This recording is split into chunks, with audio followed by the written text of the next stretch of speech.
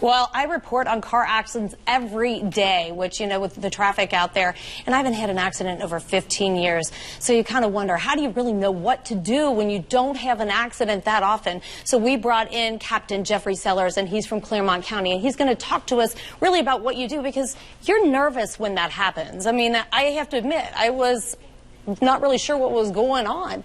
So what are the first things that you really need to do or to be ready for? Well, the first thing you need to do when you're involved in a crash is do a quick situational check. Check your surroundings, check your vehicle, make sure it's not unsafe to be in. Secondly, you probably ought to make sure it's safe to get out of your vehicle. And after you take care of those two things, you might want to check on the passenger of the other vehicle. Okay. So you would get out of the car. I mean, basically, it was kind of, I think I looked around. So you do need to kind of get out and assess the situation.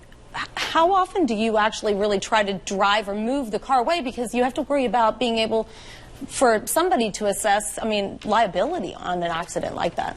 Yeah, if you're in a minor fender bender, very low-speed rear-end crash, by all means, if it's safe to do so, pull to a safe location.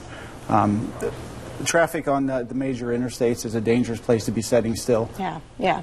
Well, it's definitely a scary place to be, but it's kind of like sometimes you also wonder if it's safe to really get out of your car and assess the situation. Do you get out of your car and take pictures? Do you, what else would you suggest you do if you were somewhere where you felt like you could, or, especially in my situation, it was a T-bone, so it was kind of like I got out and looked around and not thinking about it. I did move my car, but then you worry about, because there is a lot of responsibility with insurance and things like that. Sure, and I wouldn't recommend getting out of your car unless you're in a low traffic area.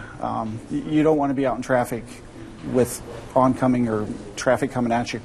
And taking pictures of the scene is important. If you do plan on moving your vehicles, I would recommend that you take pictures of the scene.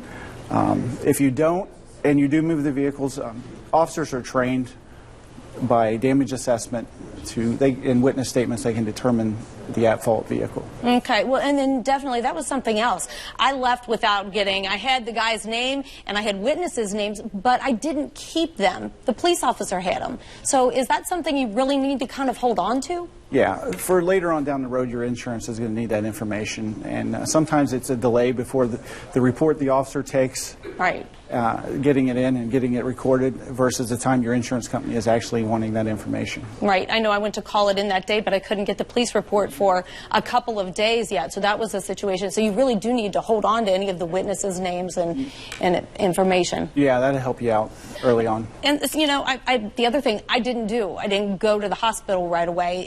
And that's probably something that I would suggest that anybody do. And how did they feel about it? Even though I didn't think I was hurt, it really hit me afterwards. Yeah, a lot of times you don't feel the effects of these crashes until the day after, because you're so amped up and your muscles are so tense. The next day is really when you start feeling the effects. Yeah, I did. I felt it for a couple of days, and I really appreciate you coming in and sitting down and talking to us. I felt kind of stupid when I was going through all of this. So it's just something to think about, and when you're in an accident, just kind of mentally be ready. So right now, we're going to send this back over to Rob and Kara. Good information, Denise. Thank you very much.